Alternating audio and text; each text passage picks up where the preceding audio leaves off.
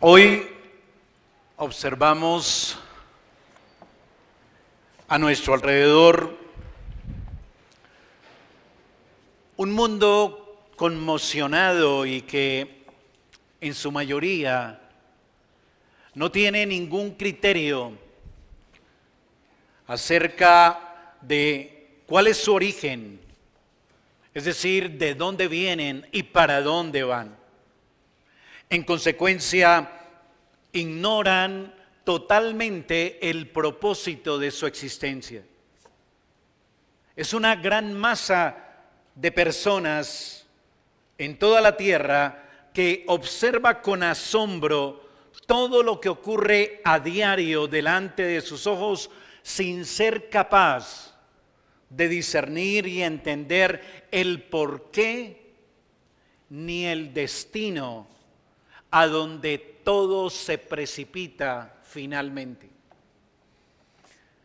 En consecuencia, hay una buena parte de la humanidad que simplemente se limita a seguir la corriente del mundo, a identificarse con los ideales de las mayorías dominantes, lo cual estos hacen con mucho agrado y naturalidad, pues por su descendencia, en su ADN, se les ha implantado una simiente, un principio que determina su manera de pensar, su manera de actuar, inclinándose y adhiriéndose a cooperar con el principio de la iniquidad que ya está en acción desde el principio del mundo. Esta sería una semblanza de la condición humana que nos rodea hoy día. Y la pregunta que le animo a hacerse desde ya a usted que está sentado en este salón es: ¿hace parte usted de esta masa de la humanidad que le estoy tratando de describir? Esa humanidad que está inclinada a seguir, insisto, la corriente del mundo y con gusto y naturalmente cooperar y adherirse al principio de la iniquidad que impera en esta tierra. Dicha condición no es excusa para que muchos sigan bajo el dominio e imperio del mal, siguiendo, insisto, la corriente del mundo conforme al espíritu que ahora opera en los hijos de desobediencia, haciendo la voluntad de la carne y de los pensamientos. Y la razón por la cual no hay excusa para seguir en esa corriente es que Dios ha querido no solo arrojar luz acerca de esta lamentable condición de la humanidad en su estado natural, sino también porque Dios le ha señalado a usted el camino y la manera de cambiar su ADN natural, cambiar esa marca e identidad genética que lo inclina al mal, para más bien combatir ese imperio diabólico y estar firme en la fe por la palabra, resistiendo en la paciencia de Jesucristo contra los enemigos de su alma. Hoy nuevamente el Señor quiere hablarle a su iglesia en este capítulo 13 de Apocalipsis, enfatizando que usted no puede vivir más como si ignorara esta realidad, esta guerra espiritual y la identidad de nuestros enemigos, de los enemigos de nuestra alma. Dios viene a hablarle hoy a usted para que no resulte alineado y cooperando con los que quieren impedir el avance del reino de Dios y dañar, matar y destruir a sus ciudadanos. Hoy daremos este título a nuestra reflexión: Perseveremos en Cristo frente a la estrategia anticristiana. Perseveremos en Cristo frente a la estrategia anticristiana. Desarrollaremos el tema en dos partes. En primer lugar, resistamos con discernimiento la Trinidad anticristiana. Y en segundo lugar, resistamos con sabiduría la Trinidad anticristiana. Muy bien, sin más preámbulos, permítame llevarle al primer punto. Resistamos con discernimiento la Trinidad anticristiana. Lo que haremos aquí, hermano y amigo, será en cierto sentido hacer una recapitulación, dar un repaso muy breve, muy rápido a lo que ya vimos del verso 1 al verso 15 de este capítulo 13. Recuerde que este capítulo es la continuidad acerca de cómo es que el enemigo de nuestras almas y del reino de Dios persigue a la iglesia, controlado, por supuesto, por Dios. Y aquí quiero que antes de seguir avanzando, no pierda usted de vista la importancia de saber estas cosas que el Señor quiere darnos a conocer por su palabra aquí en este libro de Apocalipsis.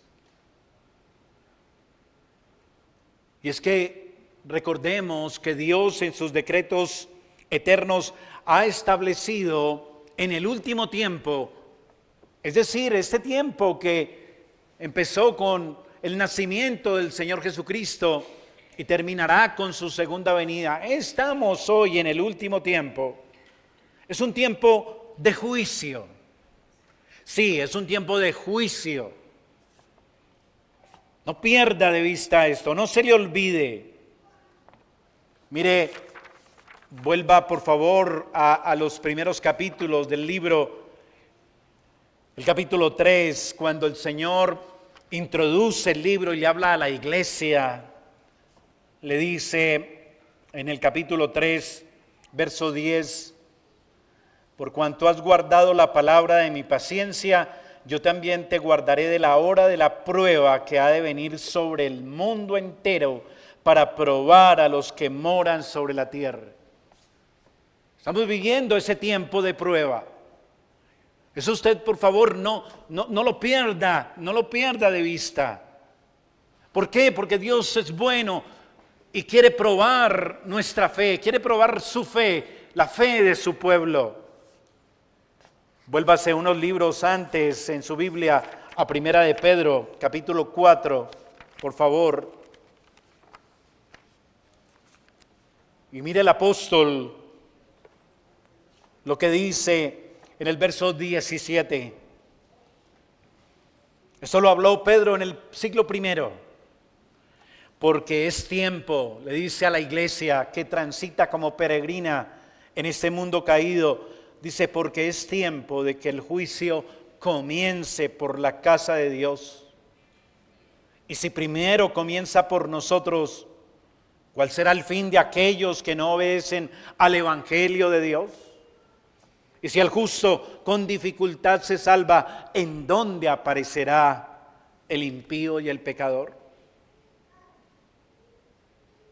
Todo esto que anuncia el Señor en Apocalipsis es que estamos en este tiempo de prueba, de juicio sobre el mundo entero. Y eso tiene que ver con nosotros, porque nosotros, usted y yo, estamos en el mundo.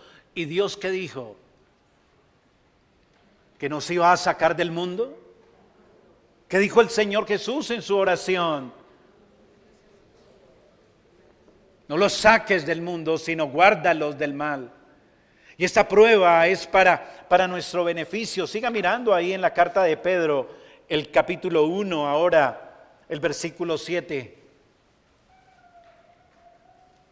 Para que sometida a prueba vuestra fe, mucho más preciosa que el oro, el cual aunque perecedero se prueba con fuego, sea hallada en alabanza, gloria y honra, cuando ¿qué? Sea manifestado Jesucristo.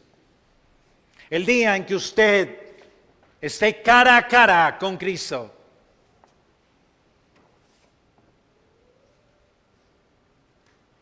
ahí se va a ver el fulgor, el reflejo, el brillo de su fe que ha perseverado hasta el fin, su fe que ha resistido, su fe que ha sido probada a través del juicio que ha venido sobre este mundo. En consecuencia, nuestra fe será expuesta para que madure, para que sea hallada, como dice aquí Pedro, en alabanza, honra y gloria, cuando venga el Señor por su iglesia. Recuerde que las 7 iglesias de Apocalipsis están representando o están mostrando todo lo que va a ser la iglesia en toda esta era, desde la primera hasta la segunda venida del Señor Jesucristo. Y que la iglesia cristiana ya está pasando por estas pruebas. Y el llamado a usted, hermano, y a todo miembro de la iglesia, recordemos, fue siempre ¿cuál? En esta introducción al libro de Apocalipsis, a ser vencedores.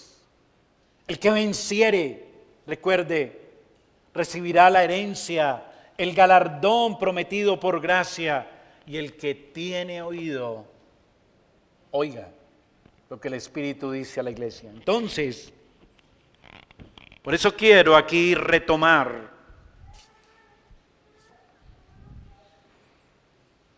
lo que estos primeros versos del capítulo 13 nos están diciendo, para que usted y yo no vivamos derrotados por el enemigo de nuestras almas. Y para eso el Señor nos revela aquí la identidad de esos enemigos. Y nos dice que este enemigo es por naturaleza mentiroso, engañador, quiere ser igual a Dios, imitarlo, y se presenta por eso como una trinidad. Présteme atención, una trinidad engañosa, una trinidad muy poderosa, y se viste de manera inofensiva. Esa trinidad está conformada por el dragón, la serpiente antigua, Satanás. En primer lugar, esa entidad, el diablo. En segundo lugar, la bestia que sale del mar. Y para cerrar esa trinidad, la bestia que surge de la tierra. Así que vamos primero con esa serpiente, la identidad del dragón que está herido, pero parece revivido. Capítulo 12 de Apocalipsis ya no lo mencionaba, no lo describía. Versículo 3 dice: también apareció otra señal en el cielo, he aquí un gran dragón escarlata, que tenía 7 cabezas, 10 cuernos, y en sus cabezas 7 diademas. Ese dragón es la serpiente antigua, que también dice este libro. Ese es Satanás. Aparece como un dragón. Y note también de manera especial en el versículo 2 al final, dice: y el dragón le dio su poder y su trono y su grande autoridad. Hermano, ese es un enemigo poderoso, tiene un trono. ¿Sí lo nota ahí? Y tiene autoridad. Su trono, por supuesto, no está en el cielo. El que está sentado en el trono en el cielo es el Padre y el Hijo. Este enemigo, que es un suplantador, también tiene un trono, pero ese trono está en la tierra. Y por eso Dios le avisó a su iglesia que estuviera consciente de que el trono de Satanás está en esta tierra. Mírelo ahí en la introducción otra vez, Apocalipsis capítulo 2, la introducción a este libro, versículo 13. Capítulo 2, verso 13 dice: yo conozco tus obras y dónde moras. ¿Dónde mora? Donde está el trono de Satanás. Por eso el Señor Jesús dijo que Satanás es el príncipe ¿de qué? De este mundo. Y en Efesios se describe este mismo dragón, este mismo Satanás, se describe como el príncipe de la potestad del aire. ¿Lo recuerda? No cabe duda que tiene su trono en esta tierra. Y ese Satanás es el mismo que recibió una herida mortal en su cabeza. Como cumplimiento de esa promesa en Génesis 3:16, recuerda cuando el Señor dice: pondré enemistad entre ti y la mujer, y entre la mujer y la simiente suya. La simiente de la mujer, te herirá en la cabeza y tú le herirás en el calcañar. Sí, Satanás ya ha sido herido de muerte cuando el Señor Jesús vino a este mundo, padeció, murió, pero no quedó en la tumba, resucitó, venció la muerte, venció al que tenía la potestad y el imperio de la muerte. Dice Hebreos, está herido de muerte, pero en su larga agonía busca hacer el mayor mal posible al reino de Dios, al pueblo de ese reino, pues sabe que le queda muy poco tiempo de acuerdo al permiso y al plan divino. Ese enemigo mortalmente va a usar todos los instrumentos, pero especialmente dos instrumentos que llevan su sello, que reciben su autoridad. Y ahí vamos con la segunda entidad de esta Trinidad satánica. Ya identificamos al dragón, que es el que le da poder a estas otras entidades que las llama Apocalipsis 13 las bestias. La bestia que sale del mar. Nuevamente, capítulo 13, versículo 1. Me paré sobre la arena del mar y vi subir del mar una bestia que tenía 7 cabezas, 10 cuernos y en sus cuernos 10 diademas. Note que la descripción es exactamente casi calcada a la del versículo 3 del capítulo 12, donde leíamos la descripción de Satanás, de la serpiente antigua, del dragón. ¿Por qué? Porque es el mismo principio de maldad. Y vimos que esta bestia, según Daniel capítulo 7, es una bestia que representa el poder político a través de la era de la iglesia. Desde el principio hasta el fin, todos los poderes y la autoridad política, los sistemas políticos del mundo. Y se erige por eso como un Dios. Sí, el gobierno se quiere establecer sobre este mundo como el Dios. Sí, es el Dios que le dice a través de unas leyes y una constitución, le dice: esto se puede, esto no se puede. Le dice a través de las leyes: esto es bueno y esto es malo. Le dice: es bueno aprobar el aborto, es bueno aprobar el divorcio, es bueno aprobar la comunidad LGTBI, porque el enemigo siempre llamará bueno lo malo y malo lo bueno. Y le quiere decir al mundo qué debe creer que es bueno y qué debe creer que es malo. Quiere suplantar a Dios, pero tendrá siempre un campo de acción limitado en tiempo y en espacio. Pues dice el capítulo 13 que solamente verso 5, se le dio boca que hablaba grandes cosas y blasfemias, y se le dio autoridad para actuar 42 meses. Solo va a actuar durante este tiempo donde está la iglesia transitando por este mundo. No perseverará hasta la eternidad. Tiene un tiempo medido y establecido por Dios.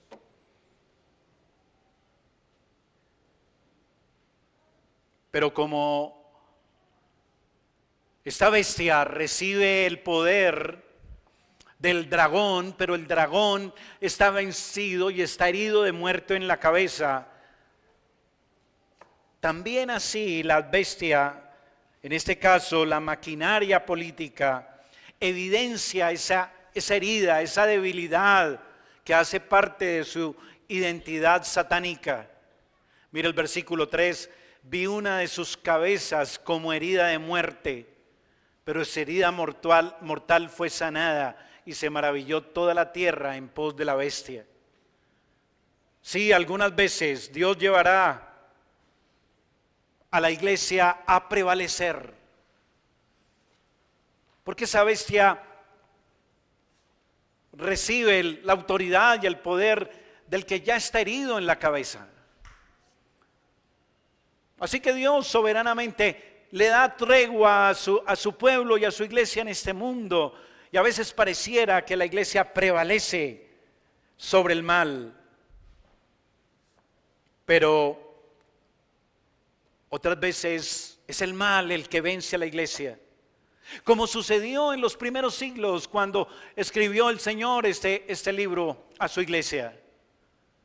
¿Quién reinaba en el mundo político? El Imperio Romano. Y tenía asediada a la iglesia y la perseguía y la mataba y quemaba a los cristianos y los sacrificaba en las hogueras, etcétera. Pero llegó un momento en que Dios operó y no dejó que esta bestia siguiera haciendo tanto mal. Y entonces vino un periodo cuando el imperio se dio cuenta que era imposible frenar el movimiento cristiano. Y se firmó un edicto, Constantino firmó el edicto de tolerancia del cristianismo en el imperio. ¿Cómo le parece? Porque finalmente Dios es el soberano y la bestia está herida de muerte. Pero Dios permitió que volviera nuevamente esa bestia como a revivir después de haber sido derrotada. Y siguió la Edad Media. Y nuevamente la iglesia fue perseguida. Y así hemos venido vez tras vez a través de los siglos con diferentes sistemas políticos que suben, pero después bajan. Y una iglesia perseguida, pero una iglesia que a veces tiene una tregua. Y así va avanzando. Y el mundo actual, vemos hoy cómo persigue el poder político al cristianismo, y Dios permite que triunfe, pero finalmente será vencido. Note como dice el versículo 9 y 10, si alguno tiene oído, oiga, si alguno lleva en cautividad, va en cautividad. Finalmente, ese enemigo que ha asolado la iglesia a través de los siglos, también será vencido y asolado. Será llevado cautivo al lago de fuego y azufre. Y si alguno mata espada debe ser muerto. Y aquí está nuestra fe, nuestra confianza. Dios reina, Él es soberano. Y viene la tercera entidad de esta Trinidad satánica. No solamente está el dragón, no solamente está la bestia que sale del mar, que representa el poder y sistema político, sino que está la bestia que sale de la tierra, versículo 11. Vi otra bestia que sube de la tierra, tiene 2 cuernos semejantes a los de un cordero, pero habla como un dragón. Esta bestia representa la falsa espiritualidad. Y ya vimos eso en el domingo pasado. Su interés es presentarse como un cordero, engañar mediante señales milagrosas para llevar bajo la sumisión de la bestia, de la primera bestia que sale del mar a toda la humanidad. Mire, versículo 12. Ejerce toda la autoridad de la primera bestia en presencia de ella y hace que la tierra y los moradores de ella adoren a la primera bestia cuya herida mortal fue sanada. Así que ese es el plan del enemigo. Con estos 2 instrumentos, el Estado, el gobierno y por el otro lado la religión falsa, la falsa espiritualidad, busca engañar mediante la proclamación de una idea desdibujada de Dios. ¿Cuántos evangelios no se escuchan por ahí en esta tierra? ¿Sí sabe de lo que le estoy hablando? Muchos evangelios distintos, diferentes.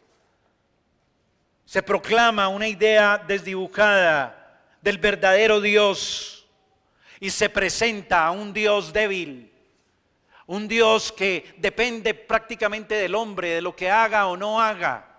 ¿Se ha oído de esa clase de Dios? Un Dios que está al servicio del hombre. Un Dios que supuestamente existe solamente para darle al hombre todo lo que necesita, proveerle bienestar y hacerlo sentir feliz. Esa es la idea errónea que proclama la falsa espiritualidad. Una divinidad rebajada.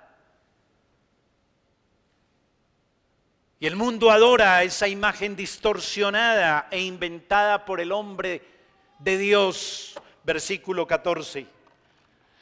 Engaña a los moradores de la tierra con las señales que se le ha permitido hacer en presencia de la bestia, mandando a los moradores de la tierra que le hagan una imagen a la bestia que tiene la herida de espada y vivió. Esta bestia además representa, hermanos y amigos, la unión del poder político y religioso anticristiano que se va forjando a través del tiempo, a través de la historia, durante toda la era de la iglesia. Permítame volver a ilustrar con lo que pasaba en la Edad Media. En la Edad Media, la iglesia tradicional, recuerde, se une y complota con el reino del mundo, con el Estado, con la política, con el imperio. ¿Para qué? Para someter al mundo entero a su autoridad. Y así fue que se vivieron 1000 años de oscuridad. Y se persiguió a quienes no se querían someter a los requerimientos de ese matrimonio entre la iglesia y el reino de este mundo. Y al que se opusiera, lo mandaban también a la hoguera. Se inventaron la Santa Inquisición, ¿lo recuerda? Y a través de ese instrumento se perseguía y se mataba a los creyentes. Versículo 15. Se le permitió infundir aliento a la imagen de la bestia para que la imagen hablase e hiciese matar a todo aquel, a todo el que no la adorase. Hermano, amigo, es en síntesis, esta es la Trinidad anticristiana que viene operando en el mundo, donde vemos que los secuaces que sirven a Satanás son el gobierno anticristiano, la religión o espiritualidad anticristiana. Pero usted se ha preguntado, ¿quiénes son los que mueven el poder político anticristiano y el poder espiritual y religioso anticristiano? ¿Quiénes son los que lo mueven y lo componen? ¿No son seres humanos? ¿No son personas? ¿Ha pensado usted eso? Así que Satanás tiene secuaces. Estas dos bestias, pero a su vez estas bestias están conformadas por hombres y mujeres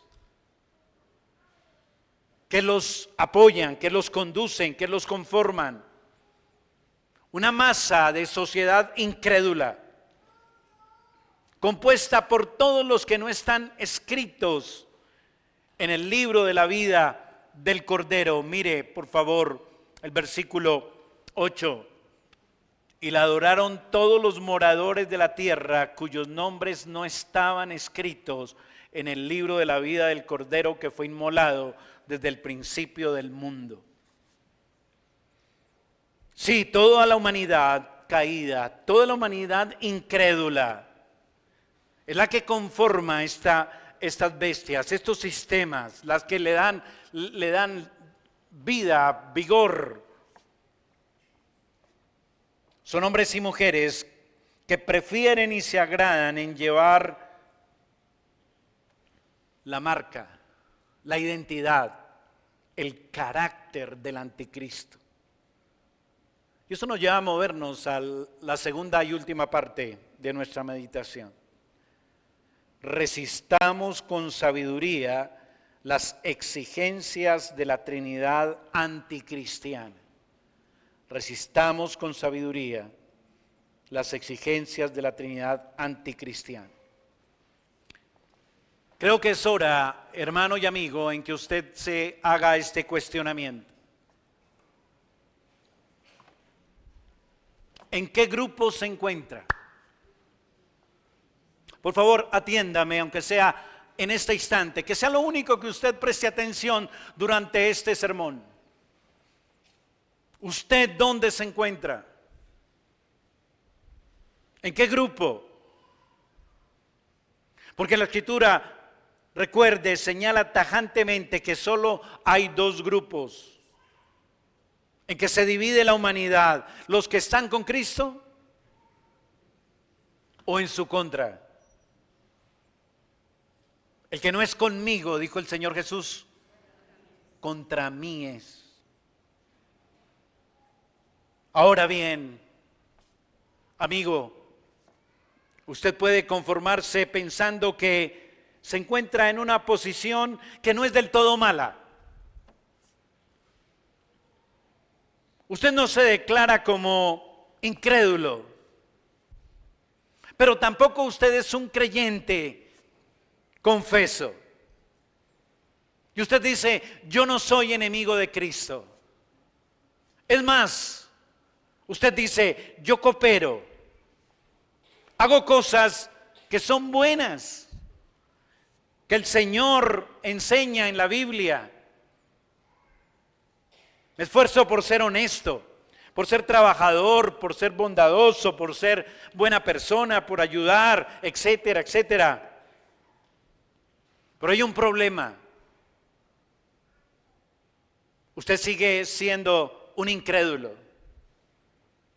No es un fiel creyente en Cristo. Ayuda, entre comillas, de vez en cuando como que se alinea un poco para cooperar con la causa cristiana. Pero el grave problema es que se resiste a someterse al señorío y al servicio a Cristo de manera radical. Usted no se engañe, por favor, amigo, usted sigue siendo un buen incrédulo. Y el buen incrédulo en la Biblia dice que está todos los días bajo la ira de Dios. Sí, eso dice la Escritura. El buen incrédulo está bajo la ira de Dios, bajo su repudio y la justa condenación divina. Pero cuidado, hermano, usted también puede ser uno de los que está dando testimonio creíble de una fe auténtica. de haber abrazado a Cristo genuinamente y de los que se esfuerzan en serle agradable. Pero cuidado, a la vez, usted es un creyente pálido en su testimonio. Usted no es un hombre y una mujer que han tomado una posición firme en Cristo frente al mundo, frente al sistema, frente al pensamiento que le rodea. Usted hace concesiones, usted transige, usted cede terreno, condesciende a los intereses de las dos bestias en alguna medida. Por eso, para usted también es este llamado y la enseñanza del Señor aquí en estos últimos versos del capítulo 13 a resistir con fe, con paciencia, con sabiduría la Trinidad anticristiana. Debemos resistirla, hermanos. Y para eso el Señor nos habla a usted y a mí hoy, aquí en estos últimos versos. Y lo primero que le comparto es: reconozcamos la descendencia del dragón. Y aquí vuelvo a llamarle la atención a usted, querido visitante, amigo, usted que aún no es creyente. La Escritura nos lleva a entender con claridad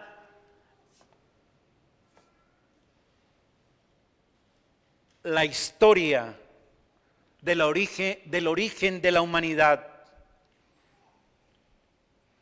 Y en esa historia que el Señor nos revela y nos enseña y nos presenta aquí en la Escritura, nos deja ver que hay una descendencia o simiente de hombres y mujeres divina y otra descendencia diabólica. Es decir, hay dos paternidades, otra vez, bajo las cuales se encuentra toda la humanidad, o en una paternidad o en la otra. ¿Quiere ver esas paternidades cuáles son? Vaya a Juan capítulo 1, vaya al Evangelio de Juan capítulo 1, versículos 12 y 13, por favor. Vamos al Evangelio de Juan.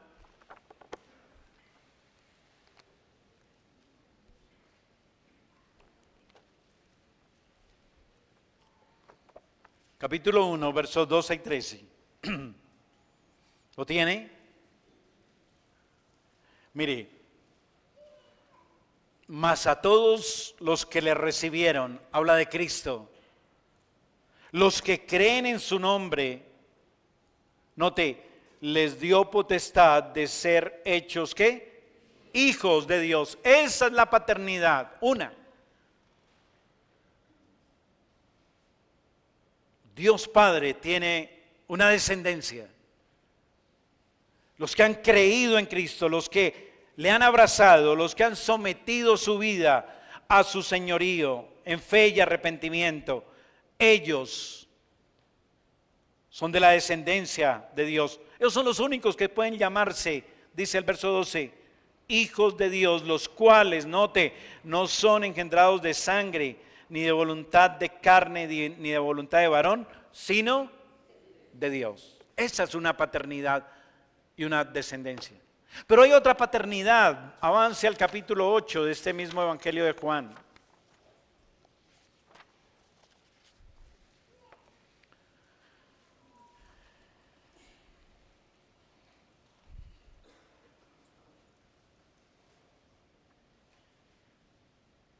El versículo 44 dice el Señor Jesús: vosotros sois de vuestro padre. Mire otra paternidad.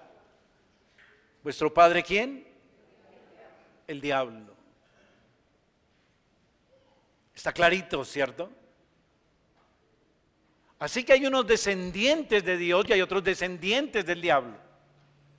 Hay unos hijos de Dios y hay unos hijos del diablo. Dice, y los deseos de vuestro padre, el diablo, queréis hacer. Todos nacemos con una naturaleza caída. Présteme atención, por favor.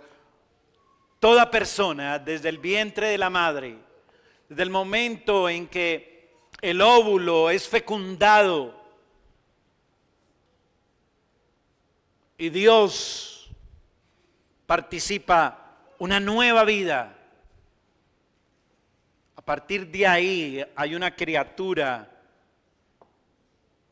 caída. Un ser humano con una naturaleza satánica. ¿Cómo así, pastor? ¿Por qué? Bueno, por causa de nuestros primeros padres que pecaron, dejándose inocular por la serpiente antigua, el dragón. Se dejaron inocular el pecado, del orgullo, de la autosuficiencia y el consecuente desprecio y rebeldía hacia su creador. Eso que siente usted, querido amigo, joven, que su padre lo trae aquí vez tras vez y suplica al Señor orando día y noche por su alma, porque usted necesita ser rescatado de esta condición. Usted es un hijo de esa descendencia del diablo.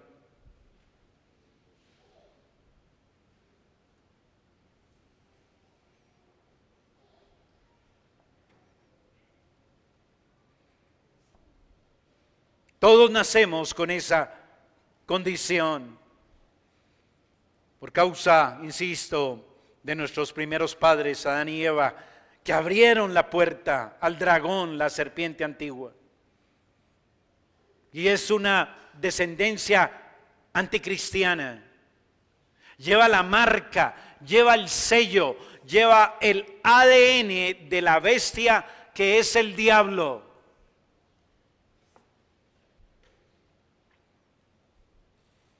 Mire cómo dice el versículo 16. Capítulo 13, Apocalipsis.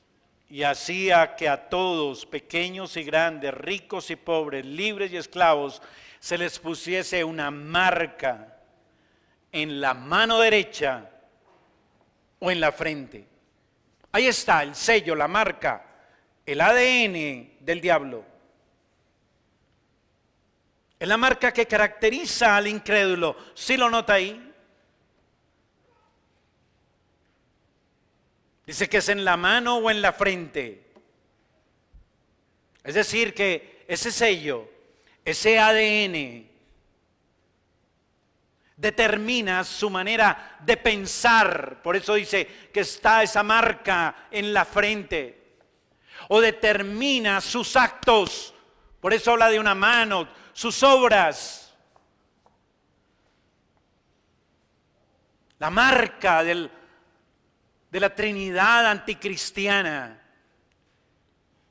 Así nace la humanidad y así está usted, si aún no ha creído en Cristo. Y usted lo muestra porque su principio gobernante en su alma, su manera de actuar, de pensar, evidencia esa marca y ese sello que está en su mente y se expresa en sus obras, las obras expresadas por la marca en la mano, su pensar, su actuar. Y el Señor dijo claramente, por sus frutos, ¿qué? Los conoceréis. ¿Está claro, cierto?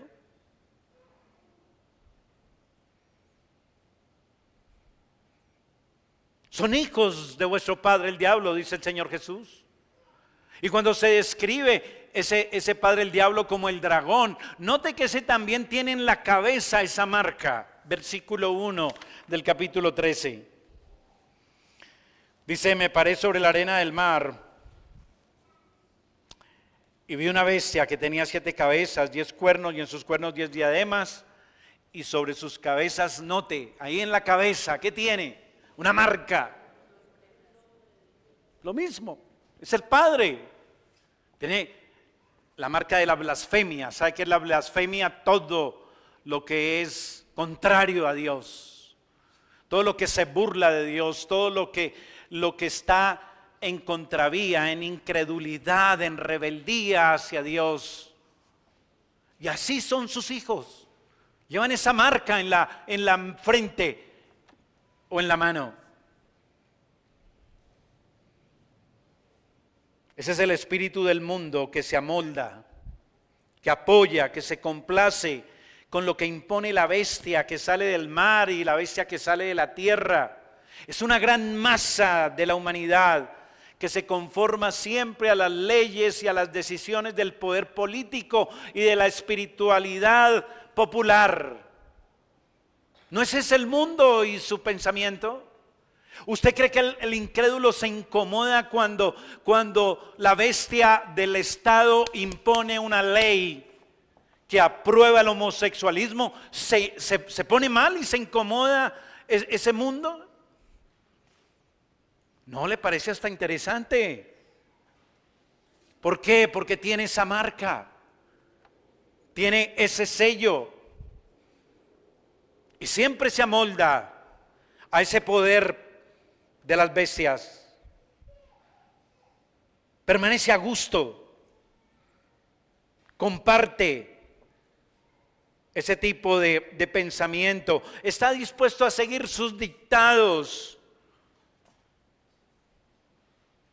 Y los que están con ese sello, con ese ADN, son una gran masa donde no hay distinción de personas, niños, adultos, pobres, ricos, jóvenes, ancianos. Note el versículo 16, hacía que a todos, pequeños, grandes, ricos, pobres, libres, esclavos, se les ponga esa marca en la mano derecha y en la frente. ¿Estamos exagerando? ¿Lo ve claramente?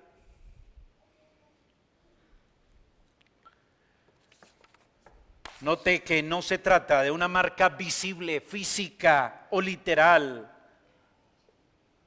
Quizás usted ha oído algunas interpretaciones en el pasado de este pasaje y entonces empiezan a especular, no, es que van a ponerle un chip. ¿Se ha oído? No, eso va a ser un tatuaje que le van a poner el 666. No, y entonces miran, van al parqueadero, al centro comercial y ven la placa y dice, uy, 600, ese es ve ahí está el carro, el anticristo. No. No es una marca física, literal, un chip que se implanta. Así como no es literal ni físico, la marca, el sello de Dios en la iglesia, en los creyentes, en usted que ha abrazado a Cristo. Se ha creído en Cristo, Dios ha puesto esa marca, ese sello en su frente. Mire cómo dice el verso 1 del capítulo 14. Después miré y aquí el Cordero estaba en pie sobre el monte de Sión y con él 144,000 que tenían el nombre de él y de su padre escrito en la frente. Y es que tienen un letrero visible, no, llevan el sello invisible del Espíritu Santo, que también determina mucho su forma de pensar, su forma de vivir, su forma de actuar, sus inclinaciones. El espíritu de vida en Cristo que se opone a la ley de la naturaleza pecaminosa con la que nace toda persona. La pregunta es, ¿cuál es ese espíritu que inclina, guía su corazón, sus pensamientos, intereses y decisiones que determinan su manera de ser? y su manera de actuar. Piénselo bien, porque esto es determinante para saber dónde está puesto usted.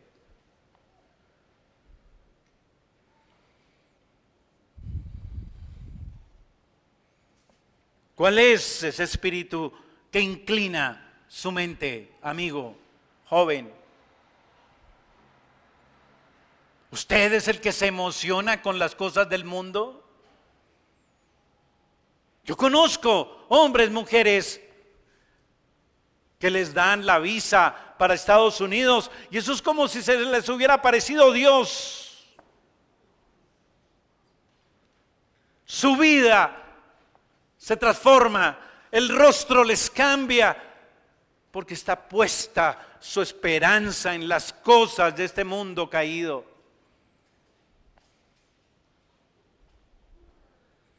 O le sale finalmente un viaje para Europa.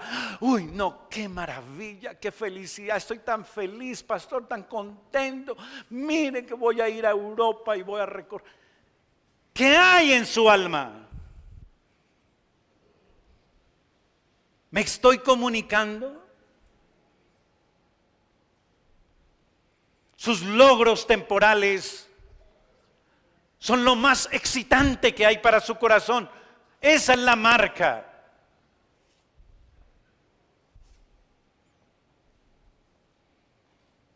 Amigo, hoy el Señor quiere invitarle a deshacerse de esa marca. Mire conmigo Efesios capítulo 2, versículo 1.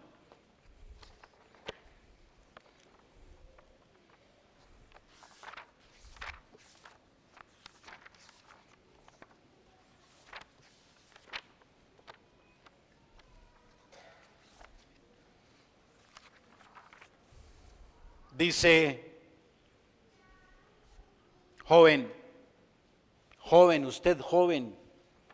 usted querido joven, señorita, señor, señora, usted, preste atención. Dice de Cristo, y Él os dio vida a vosotros cuando estabais muertos en vuestros delitos y pecados, en los cuales anduvisteis en otro tiempo. Note, siguiendo la corriente de este mundo, conforme al príncipe de la potestad del aire, el espíritu que ahora opera en los hijos de desobediencia, entre los cuales también todos nosotros vivimos en otro tiempo en los deseos de nuestra carne, haciendo la voluntad de la carne y de los pensamientos, y éramos por naturaleza hijos de ira, lo mismo que los demás.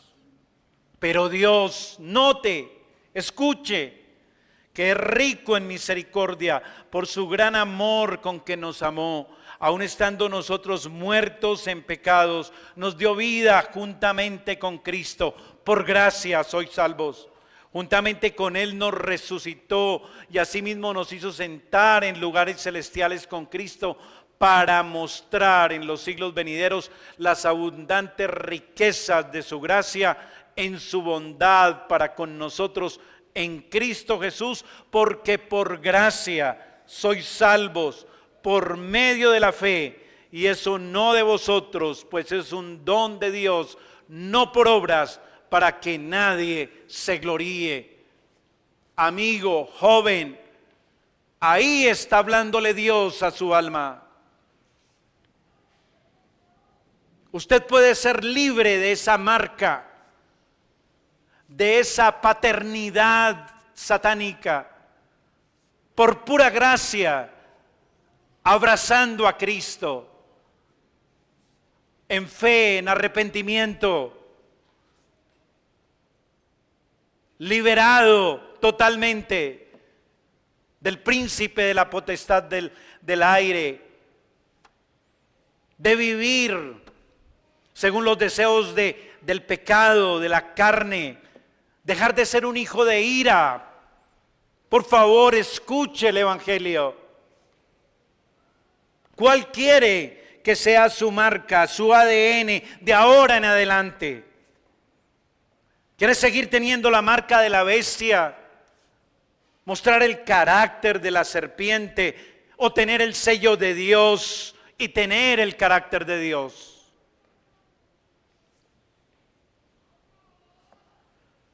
Son más los que tienen la marca de la bestia, y por eso es más difícil para el creyente moverse en medio de este mundo caído. Y eso me lleva al segundo aspecto aquí. Cuidémonos de las exigencias de la bestia. Hermano, todo el mundo a nuestro alrededor, o la gran mayoría, tienen este sello en su mente y en su mano.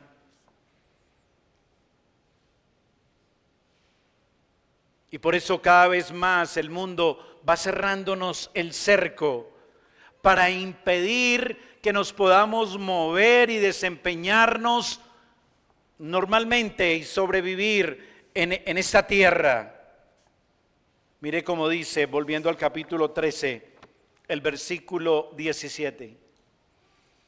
Y que ninguno pudiese comprar ni vender, sino el que tuviese la marca o el nombre de la bestia o el número de su nombre.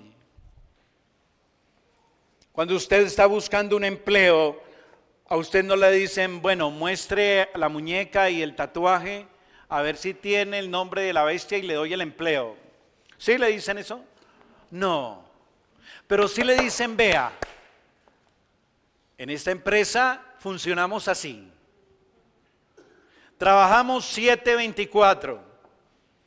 Usted no tiene derecho de ir a adorar a Dios en su día. ¿Usted qué prefiere? ¿Llevar pan para su casa o dárselas de buen cristiano? Vea, y este es el salario. ¿Ve el punto? Y si usted es un comerciante, un profesional, debe ajustarse a las formas corruptas de negocio que le impone el sistema, el juez, el médico. Debe ejercer bajo presión según las leyes anticristianas impuestas por el gobierno para que pueda ejercer. El empleado debe ajustarse. El empresario creyente debe permitir y abrir oportunidad laboral a la población LGTBIQ más no sé qué cosas más. ¿Sí o no? Y otra vez, ninguno pueda comprar ni vender sino el que tenga la marca o el nombre de la bestia o el número de su nombre. Y si a un comerciante, a un profesional o a un trabajador que es del mundo le piden que haga esas cosas, ¿qué va a decir? No, está tranquilo. Tiene la puerta abierta, siempre. Puede seguir comprando, vendiendo, comerciando. Me comunico. Porque su mente lleva el sello. Pero el creyente se confronta con su fe. Así que hay que aplicar la sabiduría de lo alto. Deme 5 minuticos más. Qué pena, paciencia.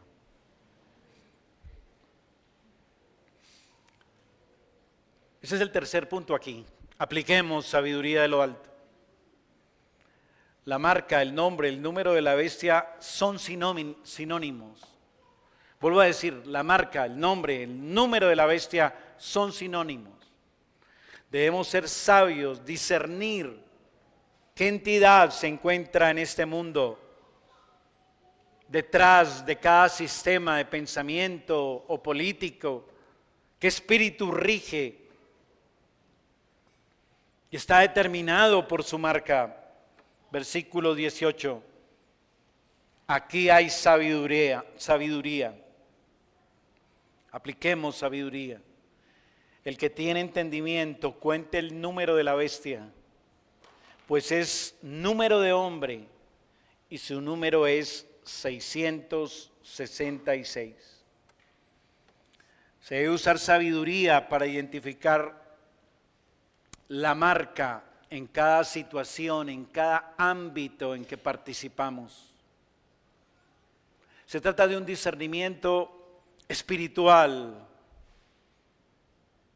para detectar,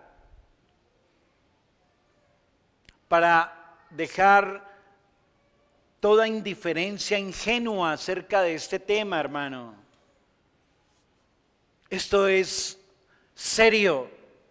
Por eso el Señor se toma el tiempo de revelárnoslo en su palabra vez tras vez. No lo tome a la ligera, ingenuamente. Usted debe cultivar sabiduría, entendimiento, discernimiento acerca de las diferentes formas y la sutilidad como el enemigo actúa y quiere embaucarlo a usted como creyente y convertirlo en un aliado, en un colaborador, sin que usted se percate o se sienta incómodo o manipulado. Debe saber discernir esa marca de la bestia en cualquier lugar donde usted se mueva.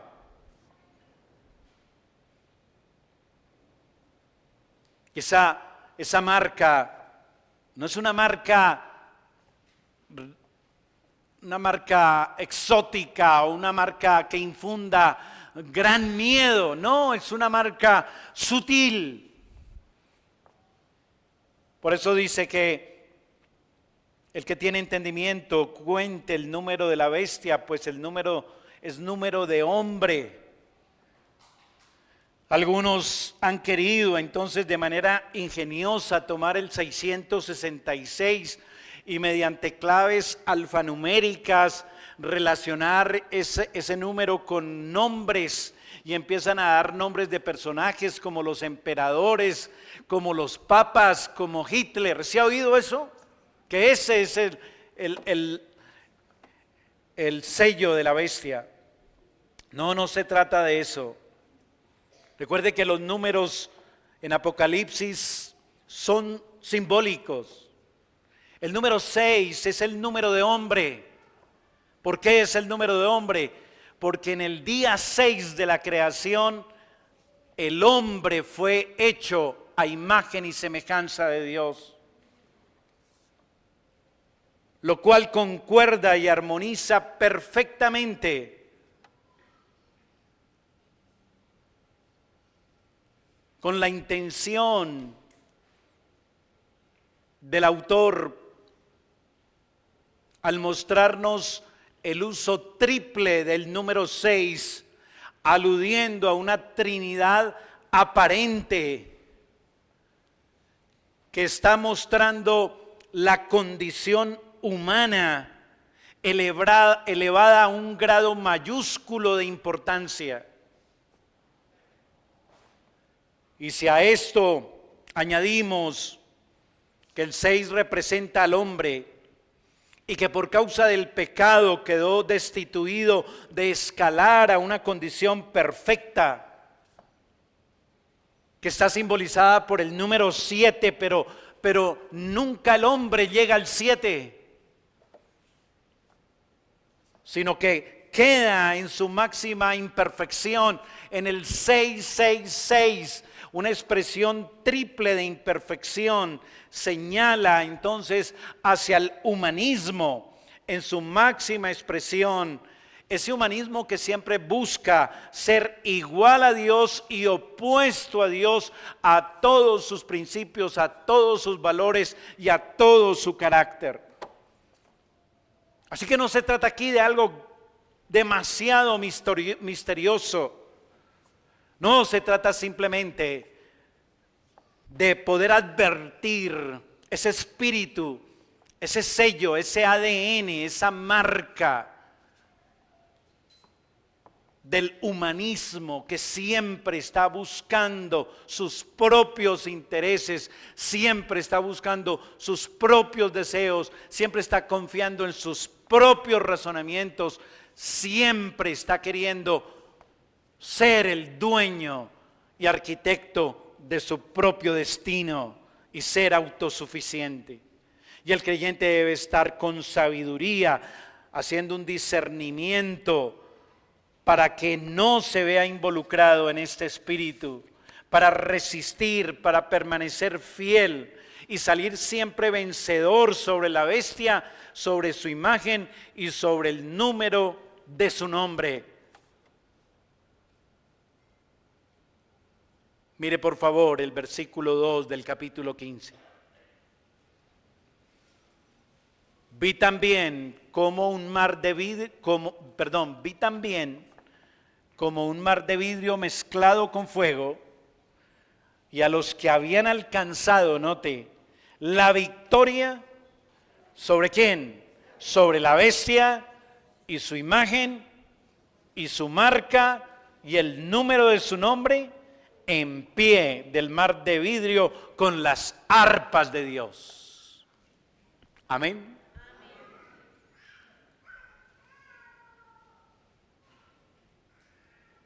Esa es la sabiduría que vence al enemigo, que discierne, que no cede terreno, que se mantiene fiel al Señor, firmemente afincado en la esperanza viva en Cristo Jesús. A eso estamos llamados, hermanos. Y eso cuesta. Y por eso el Señor nos llama a estar preparados para enfrentar este enemigo y salir victoriosos y a ser parte de este grupo que está ahí en el versículo 2 del capítulo 15, que ha alcanzado la victoria sobre la bestia, la imagen y su marca y el número de su nombre. Por eso, hermano, el Señor le dice a usted, la palabra de Cristo mora en abundancia en vosotros, enseñando y exhortándoos unos a otros en toda sabiduría, cantando con gracia en vuestros corazones al Señor con salmos e himnos y cánticos espirituales. Solamente cuando hacemos caso a la palabra de Dios y hacemos caso a lo que el Señor también le recomendó a su pueblo en el Antiguo Testamento, cuando le dijo que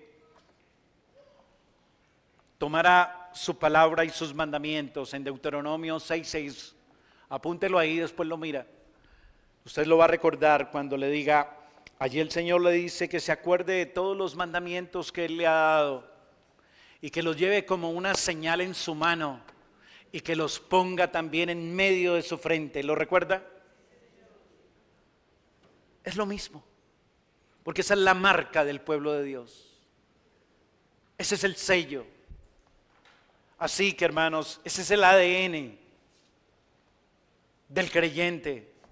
Y el creyente está llamado también, como dice Santiago capítulo 3, a usar la sabiduría que viene de lo alto. Porque la sabiduría que es del mundo es una sabiduría terrenal, animal y diabólica. El ADN del creyente es su palabra, la palabra de Dios. Así que, hermanos, que el Señor nos ayude para andar y vivir realmente como vencedores en este mundo caído y en medio de estos grandes enemigos que el Señor ha permitido que estén trayendo juicio sobre la tierra. Amén.